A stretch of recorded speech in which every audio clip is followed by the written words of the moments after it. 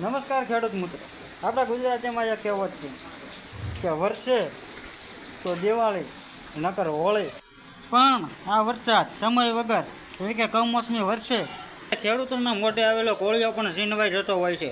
બદલતા વાતાવરણમાં માવઠું એક બહુ મોટી સમસ્યા બની ગયું છે, પરંતુ કુદરત સામે આપણું જોર નથી. પણ આગાહી અને સાવચેતી દ્વારા આપણે પાકમાં થતા નુકસાનથી બચી શકીએ છીએ. માટે હંમેશા હવામાન સમાચાર જોતા રહો અને ડિજિટલ ખેતી કરો.